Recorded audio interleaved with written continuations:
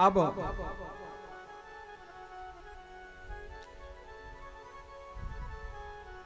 शुकदेव जी कहते हैं कि हे राजन, भगवान श्री कृष्ण के प्रत्येक पत्नियों के द्वारा 10-10 पुत्र हुए और वह सब भगवान कृष्ण की ही तरह रूपवान और वीर थे। सारी देवियां अपनी सेवा के द्वारा भगवान को प्रसन्न करती थीं और भगवान श्री कृष्ण भी उन्हें आशा के अनुरूप सुख प्रदान करते थे। परीक्षित ने कहा, हे राजन, रुक्मी तो भगवान से द्वेष करने लगा था और इनसे अपना बदला भी लेना चाहता था, परंतु फिर भी रुक्मिणी और कृष्ण के बीच में पुनः वैवाहिक संबंध कैसे हुआ? उसने अपनी कन्या रुक्मवती का विवाह प्रद्युम्न से कैसे कर दिया? अब श्री सुखदेव जी कहते हैं कि हे राजन, प्रद्युम्न साक्षात कामदेव के अवतार हैं और रुक्मवती उनके रूप और गुण पर मोहित हो गई और स्वयंवर में प्रद्युम्न के गले में वरमाला डाल दी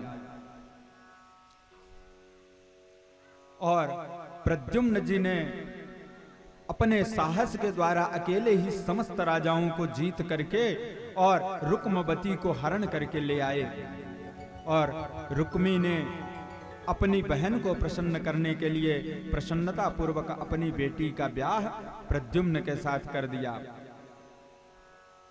और कुछ दिनों के पश्चात अपनी पौत्री रोचना का विवाह श्री कृष्ण के पौत्र अनिरुद्ध से कर दिया। अनिरुद्ध के विवाह में सम्मिलित होने के लिए महारानी रुक्मिणी सहित कृष्ण, बलराम, प्रद्युम्न, सांब आदि भोजकट नगर में आए। कलिंग आदि राजाओं ने रुक्मी को बलराम जी के साथ छल पूर्वक जुआ खेलने के लिए प्रेरित किया। बलराम जी ने चौसर में 10,000 मुहरें लगा दी और हार गए। फिर 1,00,000 मुहरें दांव में लगा दिए, वो भी हार गए और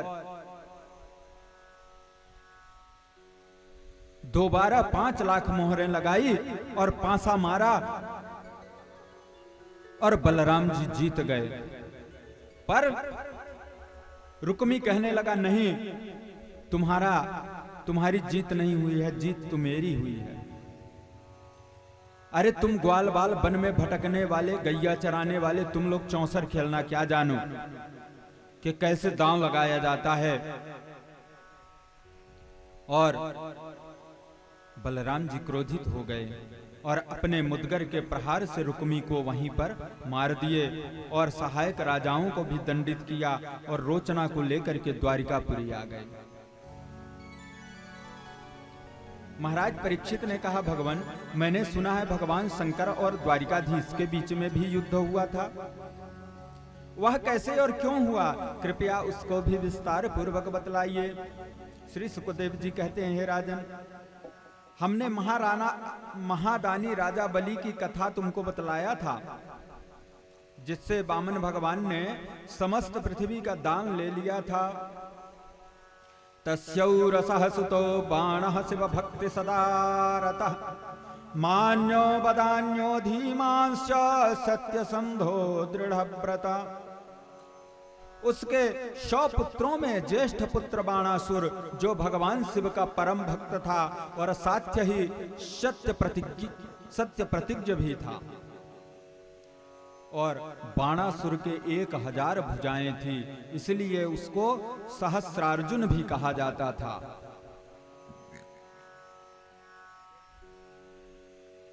और भगवान शिव की बहुत पूजा किया।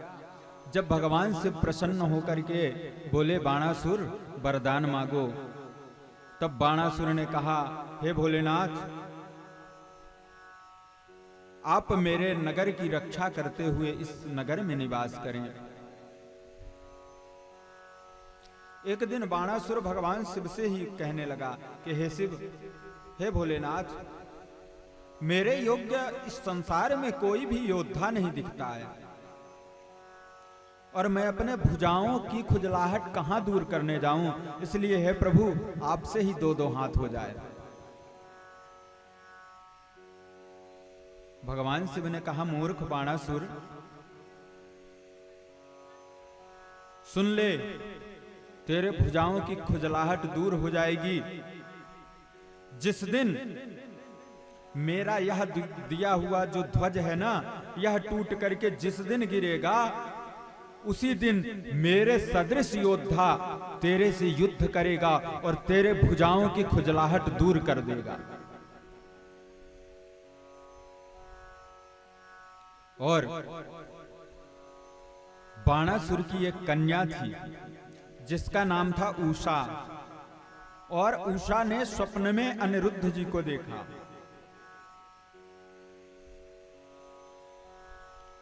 और स्वप्न में देखते ही उषा ने उनसे प्रेम कर लिया,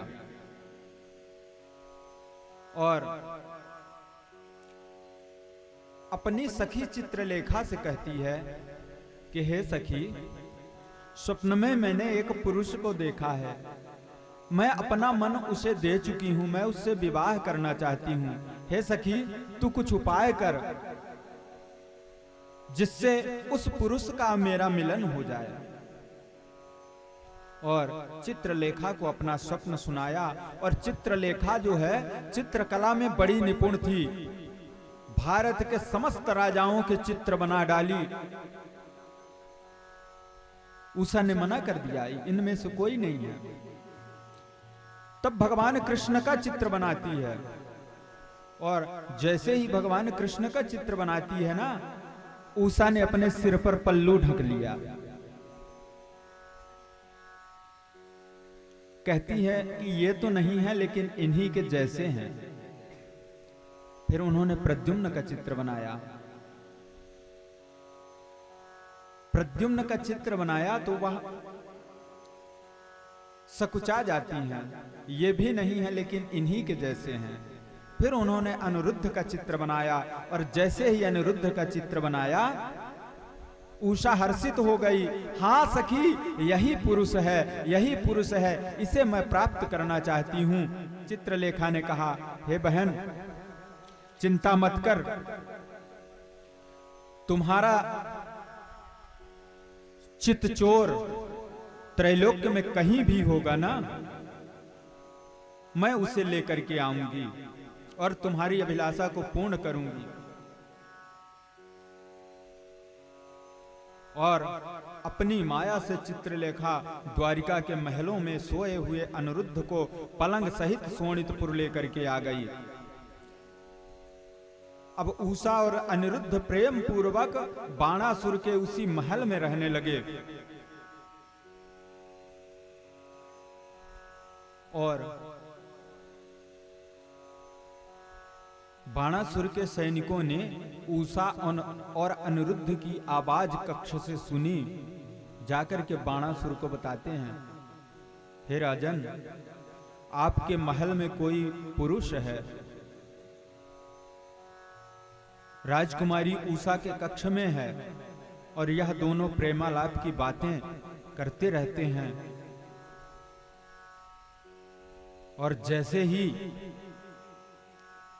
बाणासुर ने सुना, क्रोधावेश में आया और सैनिकों की सहायता से अनिरुद्ध को नागपाश में बांध दिया। उषा शोक से विह्वल होकर विलाप करने लगी, और नारद जी ने यह समाचार जाकर के द्वारिकाधीश को सुनाया। इधर भगवान कृष्ण, बलराम, प्रद्युम्न आदि यदुवंशियों के साथ शोणितपुर में चढ़ाई कर दिए। यदुवंशियों की नगर के उद्यान, परकोटों और सिंह द्वारों को तोड़ फोड़ कर नष्ट भ्रष्ट कर डाला। बाणासुर की सहायता के लिए भगवान शंकर कार्तिकेय के सहित गणों को लेकर के रणभूमि में आ गए। और जैसे ही भगवान द्वारिकाधीश ने देखा, ये तो भोलेनाथ युद्ध के लिए खड़े हैं। भगवान प्रणाम, आप यहाँ क्यों आए हैं? बोले, मैं अपने भक्त की रक्षा के लिए आया हूं। प्रभु, इस मूर्ख बाणासुर की रक्षा के लिए आप आए हैं?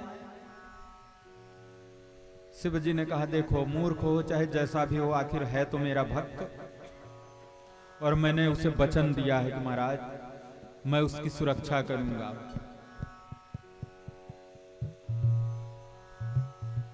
तो क्या भगवान मुझे आपसे युद्ध करना पड़ेगा? शिव जी ने कहा, अगर आप वापस चले जाते हैं तो युद्ध नहीं करना पड़ेगा, और अगर वापस नहीं जाते हैं तो मुझसे युद्ध करना पड़ेगा। कन्हैया ने कहा, तो सुन लो बाबा, हम भी यदुवंशी हैं, और सुनो, हम अपने अनिरुद्ध को लिए बिना यहां से नहीं जाने वाले हैं। जाओ अपने बाणासुर को कह दो कि या तो अनिरुद्ध को मेरे पौत्र वधू के साथ विदा कर दे, और यदि ऐसा नहीं करता है ना तो फिर मेरे साथ युद्ध करे। भगवान से बोले, महाराज जरा संभल करके बोलिएगा, बाणासुर से युद्ध करने के पहले आपको शिव से युद्ध करना पड़ेगा। और युद्ध प्रारंभ हो गया, और इधर से भगवान शिव अपने अस्त्र शस्त्र का प्रयोग कर रहे हैं, उधर से द्वारिकाधीश अपने अस्त्र शस्त्र का प्रयोग कर रहे हैं, और कितना आनंद आ रहा है। ब्रह्मा इंद्र आदि देवता देवलोक में खड़े होकर के आज भगवान शिव का और द्वारिकाधीश का युद्ध देखकर आनंदित हो रहे हैं।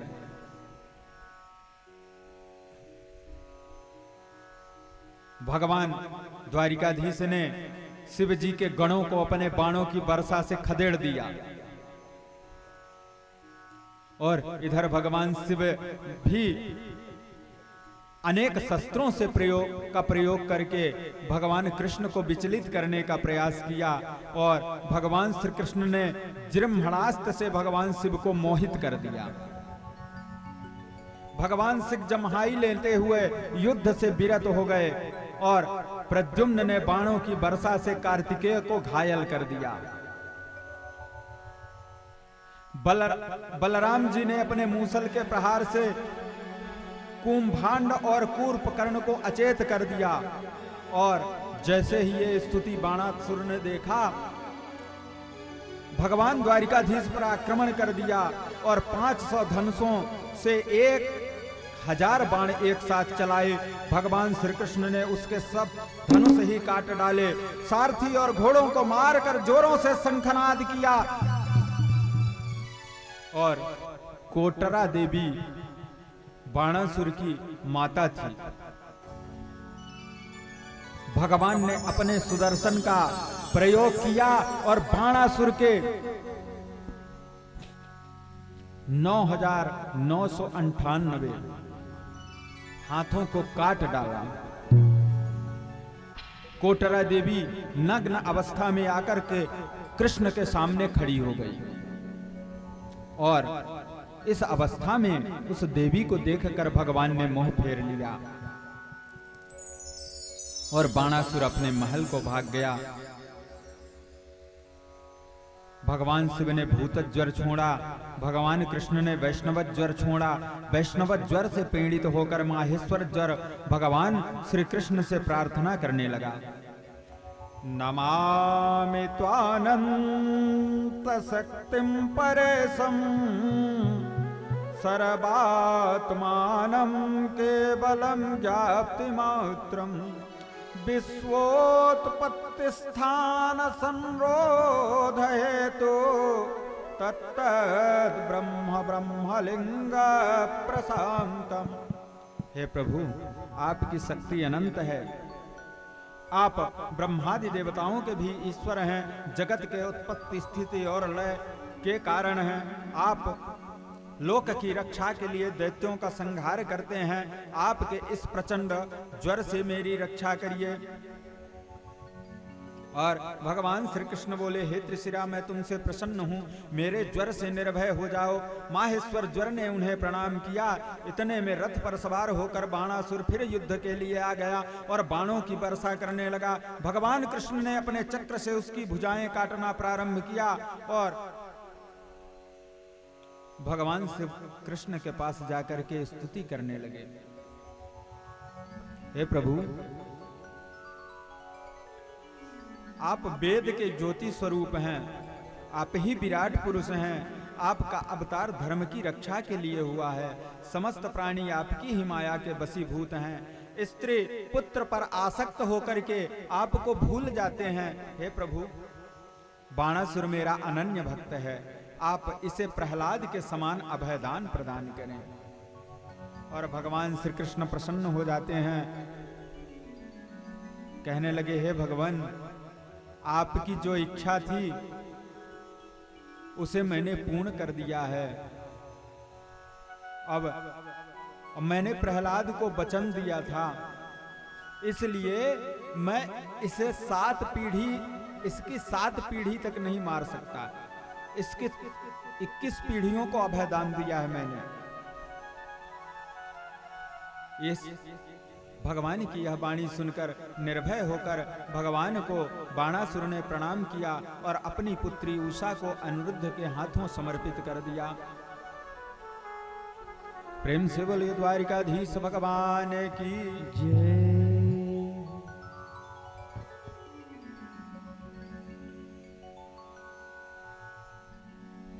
एक दिन की बात है, शांब, प्रद्युम्न आदि यदुवंशी राजकुमार जो हैं घूमने के लिए एक उपवन में गए। वहां पर खेलते हुए उन्हें प्यास लग गई और एक कुएं के पास गए। कुएं में पानी नहीं था और उसी कुएं में एक बड़ा भारी गिरगिट पड़ा हुआ दिखा। कुमारों ने रस्सी बांध करके उस गिरगिट को निकाला और भगवान श्री कृष्ण के पास लेकर चले गए। और भगवान ने जैसे ही गिरगिट को स्पर्श किया अपने हाथों से, बड़ा सुंदर देव रूप में वह परिणित हो गया। भगवान ने कहा, तुम कौन हो भाई, और गिरगिट की योनि में तुम कैसे यहां पड़े थे? तब वह पुरुष बोला, नृगो नाम नरेंद्रो हम इच्छाकुत्तनयः प्रभु दान स्वाख्यायमानेषु यदि ते करणमस्पृशम्। हे प्रभु, मैं महाराज इक्ष्वाकु का पुत्र राजा निग हूं। उस समय बहुत बड़ा दानी था। मैंने ब्राह्मणों को असंख्य दुधारू गायों का दान किया। एक दिन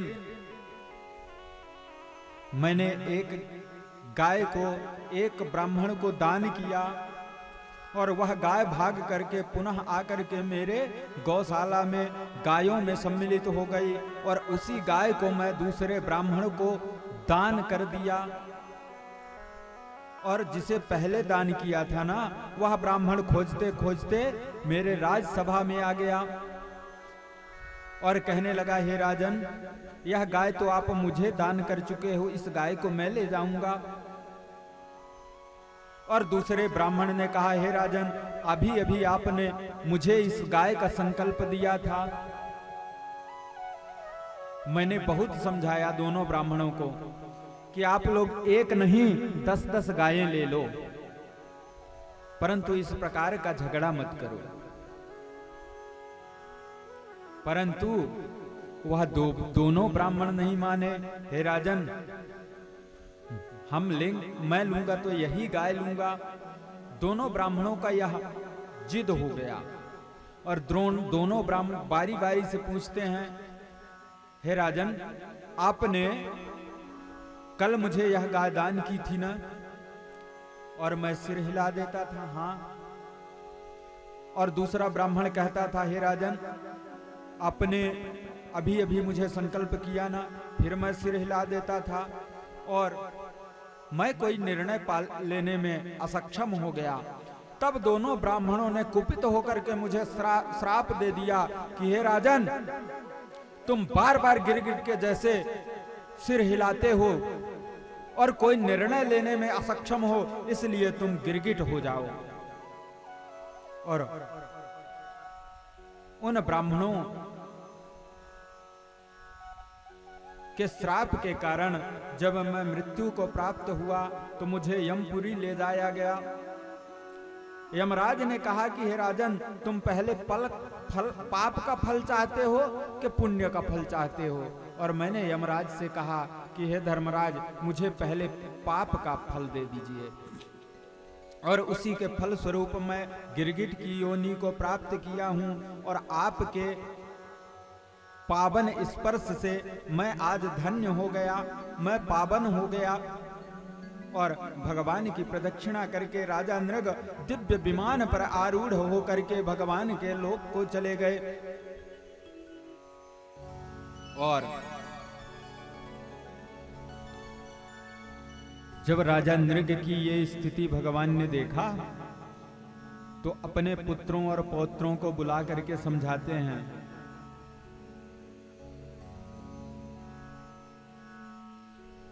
कि देखो बच्चों, कभी भी आप लोग भूल से भी किसी संत ब्राह्मण का अपमान मत करना। क्यों? क्योंकि अभी देखे हो ना ब्राह्मणों के श्राप से क्या हो जाता है। इसलिए कभी भी ऐसा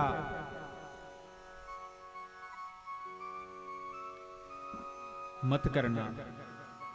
लेकिन जब हमारे यहाँ के जब बड़े बुजुर्ग समझाते हैं ना, बेटा ये काम मत करना, ये नुकसानदायक है, तुम्हें कष्ट होगा, तो हम लोग क्या कहते हैं? क्या कहते हैं बोलिए? अरे बुढ़ऊ सठिया गए हैं, इनको कुछ समझ में नहीं आता, दिन भर उपदेश ही देते रहते हैं, कहते हैं ना। प्रेम से बोलिए जय श्री कृष्ण। जय श्री कृष्ण।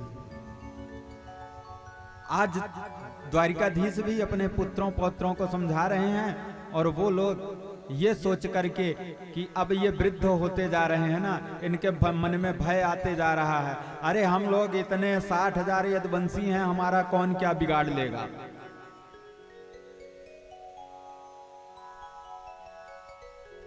उनके एक भी बात पर ध्यान नहीं दिया।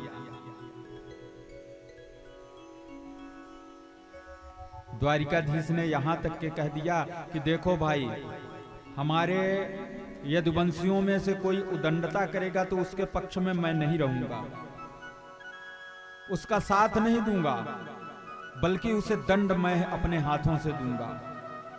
फिर भी बच्चों ने बात नहीं मानी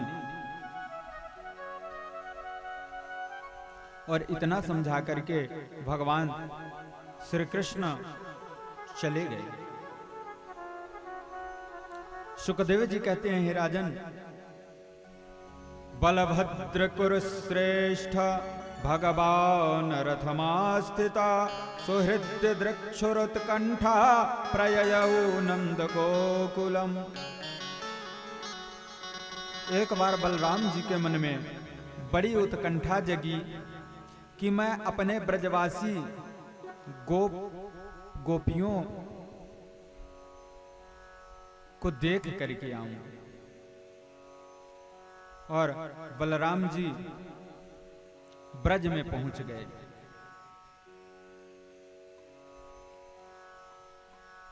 नंदराय जी को जाकर के प्रणाम किया, यशोदा मैया को प्रणाम किया। नंद यशोदा ने बलराम को गले से लगा लिया।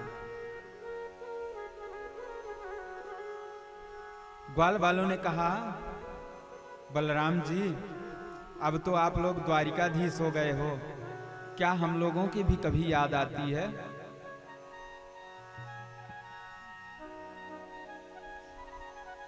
आप और कृष्ण ने ना उस पापी कंस को मार करके बहुत ही अच्छा किया।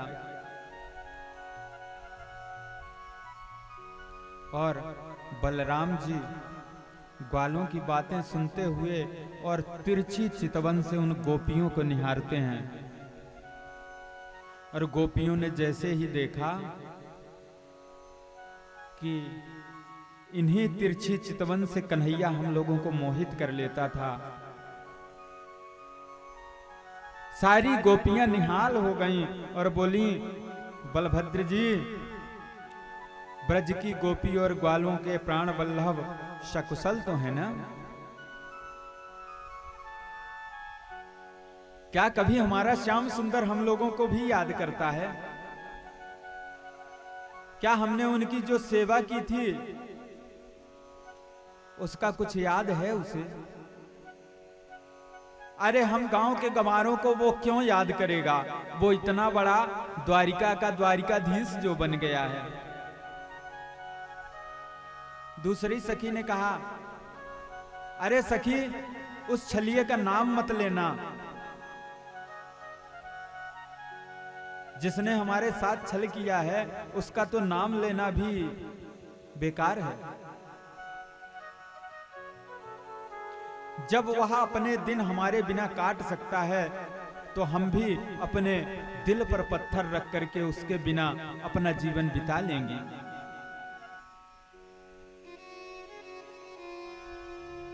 और सारी सखियां विलाप करने लगती हैं। बलराम जी ने श्री कृष्ण का हृदय स्पर्शी सुंदर संदेश सुनाया और 2 माह वहां पर रह करके सब लोगों को आनंद दे करके यमुना स्नान करते हैं। और गोपियों को बलराम जी ने कहा, आओ गोपी ग्वालों, मैं तुम लोगों को जो है ना तो यहीं से यमुना स्नान कराता हूं। और यमुना को आवाज लगाए, यमुने, आज हमारे सब गोपी ग्वाल तुम्हारे पावन जल में स्नान करना चाहते हैं। तुम यहां आकर के और इन लोगों को अपने जल से आनंदित करो। अब यमुना जी तो देखिए, नदी तो जहां से चल रही है वहीं से चलेगी ना। यमुना जी नहीं आई और बलराम जी ने अपना हल मूसल उठाया और यमुना जी को खींचने लगे। यमुना जी भयभीत होकर के बलराम जी के चरणों में गिर पड़ी।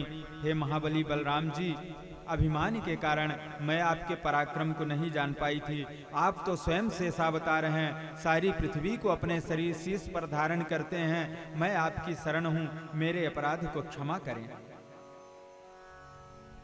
इस प्रकार से बलराम जी गोपी और ग्वाल वालों के साथ यमुना जी में सुंदर स्नान करते हैं, जल क्रीड़ा करते हैं।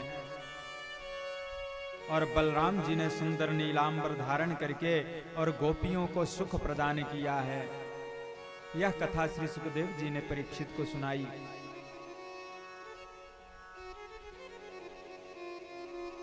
सुखदेव जी कहते हैं, राजन, जिस समय पर बलराम जी ब्रज यात्रा में गए थे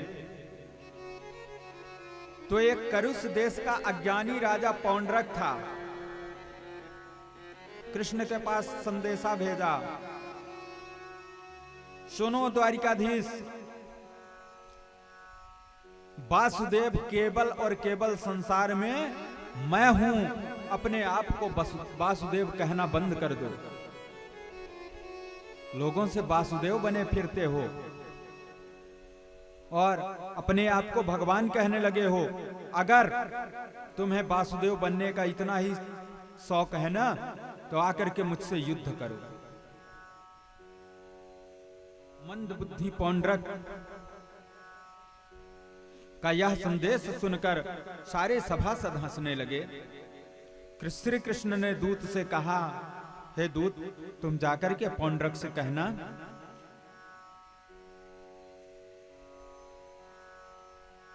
कि मैं तो मूर्ख है ही हूं। मैं अपने शंख चक्र आदि चिन्हों को नहीं छोड़ सकता हूं, परंतु तुझे दंड देने के लिए मैं अवश्य पहुंचूंगा। तू मेरा शरणदाता नहीं है, बल्कि मैं तुझे कुत्तों की शरण में भेजूंगा। इस प्रकार से दूत को संदेशा देकर के भगवान ने भेज दिया। अब कृष्ण रथ लेकर के काशी पर आक्रमण कर दिए।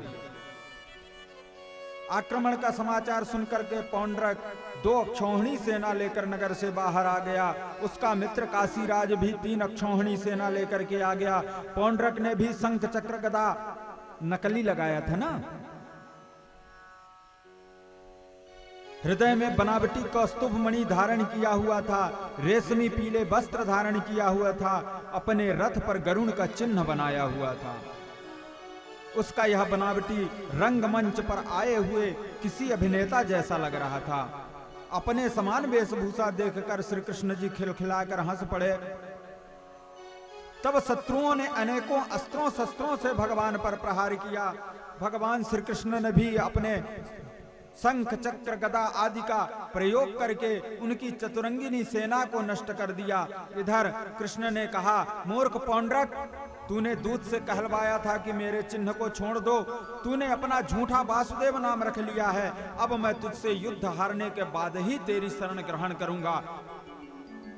इस प्रकार कहकर श्री कृष्ण अपने बाणों के तीक्ष्ण प्रहार से पौंड्रक के रथ को तोड़ डाला। चक्र से पौंड्रक और काशी नरेश का मस्तक धड़ से अलग कर दिया और पौंड्रक भगवान के स्वरूप को धारण करके सदैव के लिए भगवान श्री कृष्ण के स्वरूप में विलीन हो गया। भगवान द्वारिकाधीश भगवान की जय। और काशी नरेश के पुत्र ने भी अपने पुत्र का पिता का अंत्येष्टि संस्कार किया और निश्चय कर लिया कि अपने पिता के शत्रु को मारकर ही मैं पितृऋण से ऋण होऊंगा।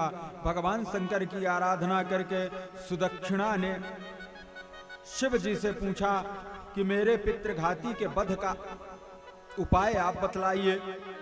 भगवान शिव ने कहा, तुम विप्रों के साथ मिलकर दक्षिणाग्नि की अभिचार सहित आराधना करो, उसके प्रभाव से ब्राह्मण विमुख पुरुष पर तुम विजय प्राप्त कर सकोगे। भगवान शिव की आज्ञा से सुदक्षिण ने अभिचार मंत्र जानते हैं? मारण मंत्र जो तंत्र में आता है, उस मंत्र का पुनश्चरण किया। यज्ञ कुंड से भीषण अग्नि प्रकट हुई। अग्नि के रूप में विशाल पुरुष हाथ में त्रिशूल आदि लेकर के प्रकट हो गया और अपनी ज्वाला से दसों दिशाओं को दग्ध करता हुआ द्वारिका में आ पहुंचा। उसे देखकर द्वारिकावासी डर गए और भगवान से रक्षा की प्रार्थना करने लगे। भगवान ने कहा, भय मत खाओ, तुम लोगों की रक्षा मैं करूंगा।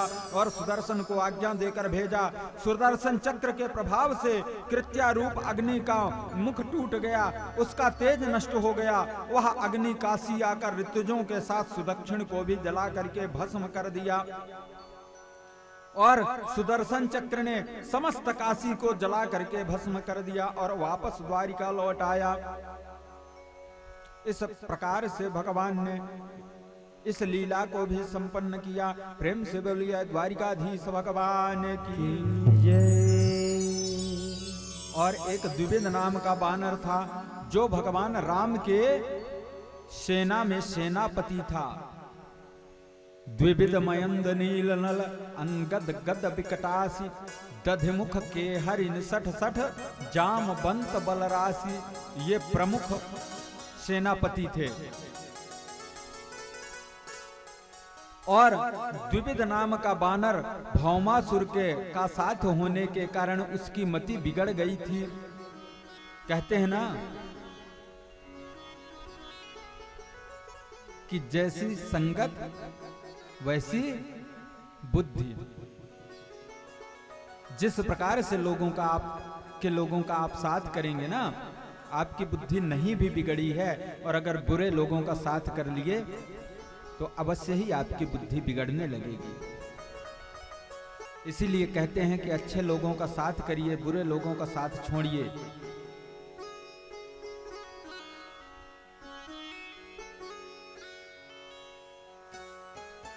और जैसे ही द्विविद ने सुना मेरे मित्र भौमासुर को द्वारिकाधीश ने मार डाला है,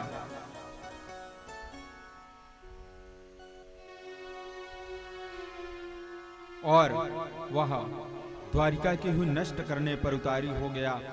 यादवों की बस्तियों में आग लगाकर जलाने लगा। बड़े पहाड़ फेंक करके राज्यों को तहस नहस करने लगा। द्विविद के पास 10,000 हाथियों का बल है और ऋषि मुनियों के अक्षमों को ध्वस्त कर देता है। उनका यज्ञ विध्वंस करने लगा, कुलीन स्त्रियों को भी दूषित करने लगा। एक दिन वह रैबतक नामक पर्वत पर गया। उसने युवतियों के मध्य विराजमान बलराम जी को देखा और मधुपान करके मधुर संगीत गा रहे थे। इधर दुष्ट बानर पेड़ों पर चढ़कर झकझोरने लगा और स्त्रियों के बीच में जाकर किलकारी मारने लगा। स्त्रियां बानर की ढिठाई देखकर हंसने लगी और बलराम जी के सामने स्त्रियों की अवहेलना करने लगा। यह देखकर बलराम जी को क्रोध आ गया और एक पत्थर द्विविद की ओर फेंके उसने अपने आप को बचा लिया और झपट करके मधु का कलश उठा लिया और बलराम जी की अवहेलना करने लगा। स्त्रियों के कपड़े फाड़ डाले। क्रोधित बलराम जी ने अपना हल मूसल उठाया। इतने में द्विविद साल का वृक्ष उखाड़ कर बलराम जी पर दे मारा। बलराम जी ने सिर पर गिरते गिरते वृक्ष को अपने हाथों से संभाल लिया और अपने मूसल से उस पर प्रहार किया। मूसल लगने से द्विविद का मस्तक फट गया और मस्तक फटने की परवाह किए बिना वह पुनः बलराम जी पर झपट पड़ा।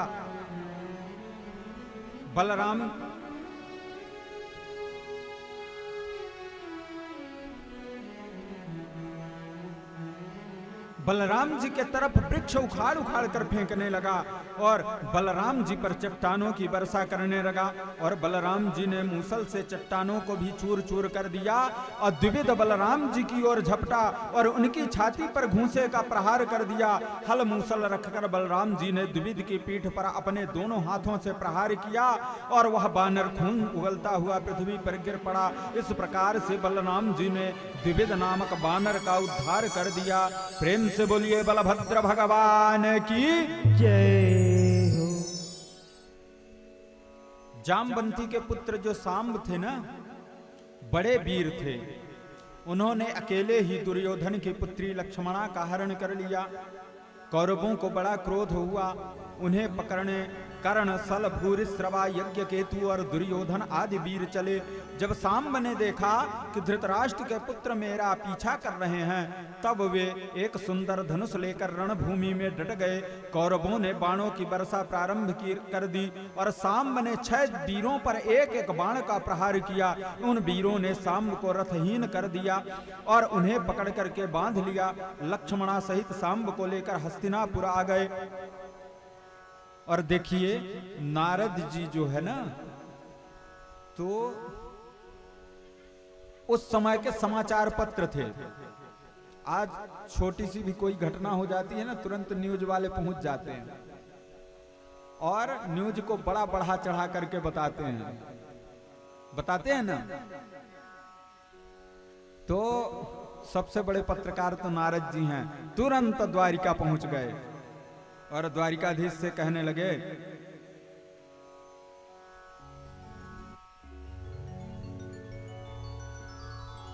द्वारिकाधीश, सांब कहां है इस समय पर? कन्हैया ने कहा, होंगे यही। बोले यहां नहीं है, उसे दुर्योधन ने अपने यहां कैद करके रखा है और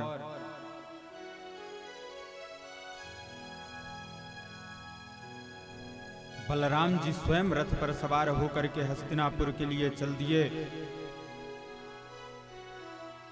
और बलराम जी को आता देख करके ना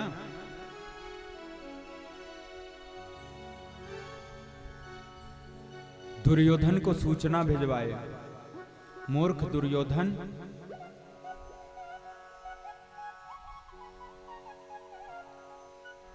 यदुवंशी बालकों को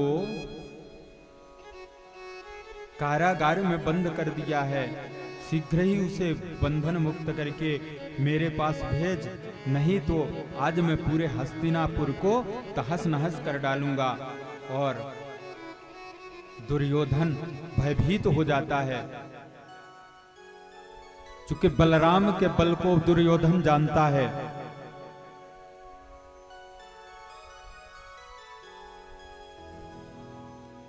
दुर्योधन आ जाता है, चरणों में गिर जाता है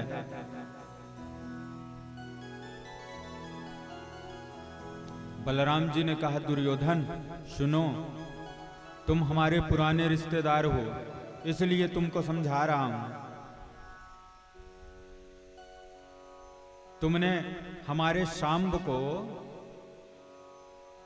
बंदी बना लिया है, शीघ्र ही उसे बंधन मुक्त कर दो और मेरी पुत्र वधू के साथ ना उसको विदा कर दो। और जैसे ही दुर्योधन ने सुना ना, क्रोध से तिल मिला गया और बोले, हमारा तुम्हारा क्या संबंध? तुम कहां वन में गाय चराने वाले और कहां हम हस्तिनापुर के राजकुमार। तुम तो हमारे बराबर बैठने लायक भी नहीं हो।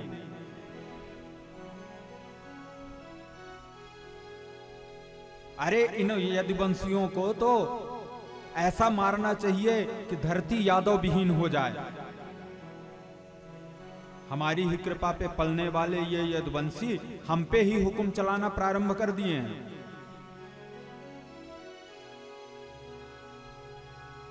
और बलराम जी को क्रोध आ गया। इन मूर्खों को अपने बल पौरुष पर और अपने धन पर इतना अहंकार हो गया है। आज मैं समस्त पृथ्वी को कौरव विहीन कर दूंगा। बलराम जी ने अपने हल की चोट से हस्तिनापुर को उखाड़ कर गंगा जी को ओर खींचने लगे। कौरवों ने देखा सारा हस्तिनापुर गंगा में गिर रहा है। तुरंत सांब और लक्ष्मणा को आगे करके बलराम जी की शरण में आ गए और अपने अपराध की क्षमा मांगने लगे। बलराम जी ने भी उन्हें अभयदान प्रदान कर दिया। दुर्योधन ने लक्ष्मणा को सोने के 6 रथ और 1000 दासी देकर के विदा किया। हस्तिनापुर आज भी देखेंगे कि दिल्ली का जो भाग है ना, हस्तिनापुर का भाग, वहां की पृथ्वी टेढ़ी है और यमुना की ओर झुकी हुई है। यह बलराम की वीरता का परिचय है। आज भी वह इस संसार पर उपलब्ध है। प्रेम से बोलिए बलभद्र भगवान की जय।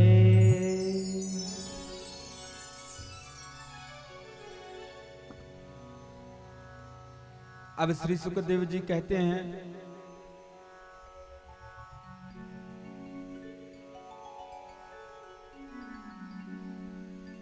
आइए एक तो पहले भजन का आनंद ले लेते हैं, उसके बाद फिर आगे की कथा में प्रवेश करेंगे। लागी लगन मत तोड़ना प्रभु जी मेरी, लागी लगन मत तोड़ना प्रभु जी मेरी, लागी लगन मत तोड़ना, लागी लगन मत तोड़ना, लागी लगन मत तोड़ना प्रभु जी मेरी, लागी लगन मत तोड़ना, हरि जी मेरी लागी लगन मत तोड़ना। श्री राधे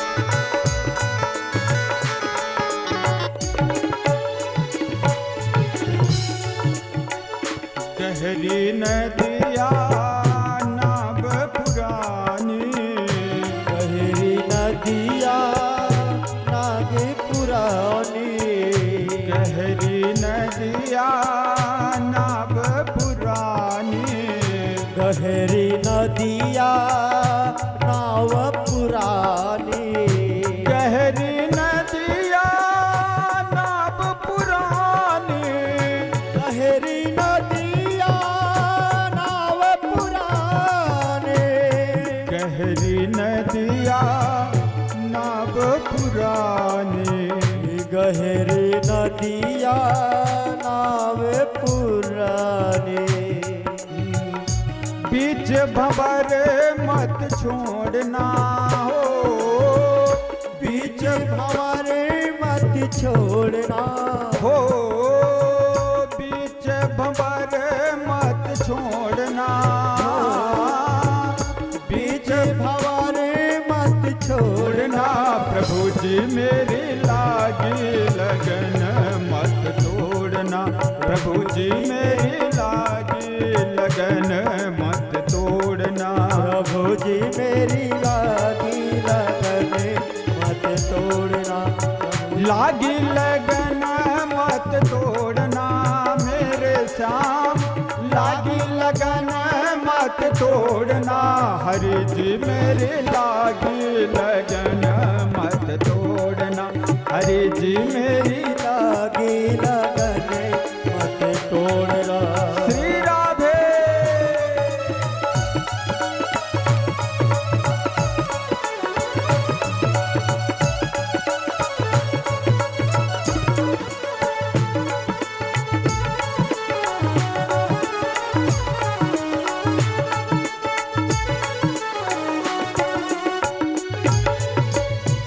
तेरे भरोसे मैंने खेती बुबाई, तेरे भरोसे मन खेती है उगाई। तेरे भरोसे मैंने खेती बुबाई, तेरे भरोसे मन खेती उगाई। तेरे भरोसे मैंने खेती बुबाई, तेरे भरोसे मन खेती उगाई। तेरे भरोसे मैंने खेती बुबाई, तेरे भरोसे मन खेती भी पाई। मेरे भरोसे मत छोड़ना मेरे श्याम, मेरे भरोसे भरोसे मत छोड़ना हो, मेरे भरोसे मत छोड़ना, मेरे भरोसे मत छोड़ना। प्रभु जी मेरी लागी लगन मत तोड़ना, प्रभु जी मेरी लागी लगन मत छोड़ना। श्री राधे।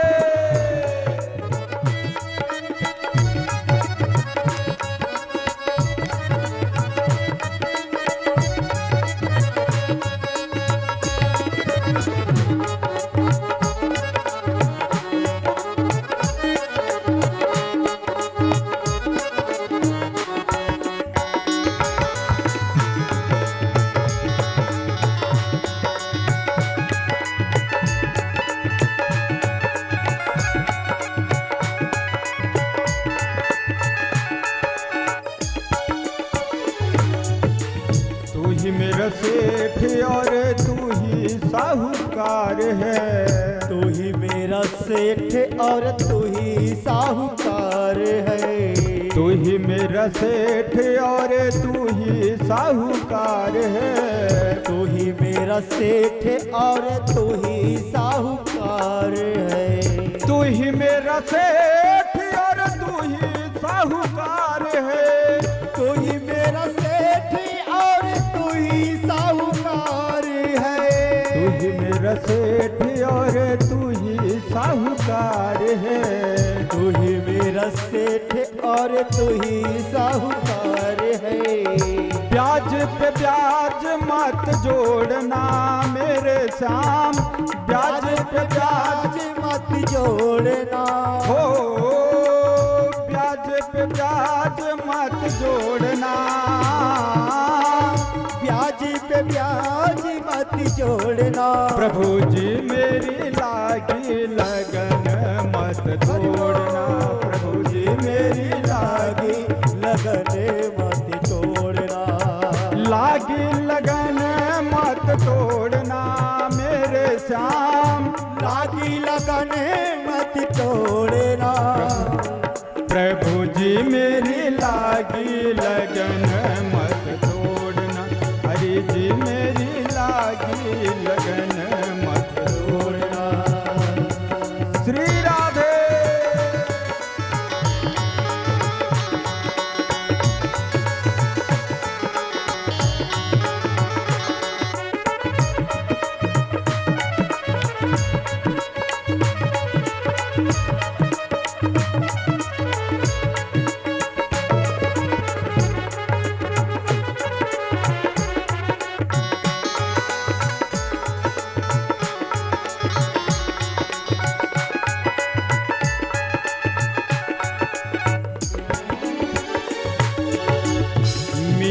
के प्रभु गिरधर नागर, मीरा के प्रभु गिरधर नागर, मीरा के प्रभु गिरधर नागर, मीरा के प्रभु गिरधर नागर, मीरा के प्रभु गिरधर नागर, मीरा के प्रभु गिरधर नागर, मीरा के प्रभु गिरधर नागर, मीरा के प्रभु गिरधर नागर, बाह पकड़े मत छोड़ना मेरे श्याम, बाह पकड़े मत छोड़ना ओ बाह पकड़े मत छोड़ना, बाह पकड़े मत छोड़ना, प्रभु जी मेरी लागी लगन मत छोड़ना, प्रभु जी मेरी लागी लगन मत छोड़ना, लागी लगन मत तोड़ना मेरे श्याम, लागी लगन मत छोड़ना मेरे श्याम, लागी लगन मत तोड़ना मेरे श्याम, लागी लगन मत छोड़ना प्रभु जी मेरी लागी लगन मत तोड़ना, हरि जी मेरी लागी लगन मत तोड़ना, कन्हैया मेरी लागी लगन मत तोड़ना, मोहन मेरी लागी लगन मत छोड़ना, प्रभु जी मेरी लागी लगन मत तोड़ना, गोविंद मेरी लागी लगन मत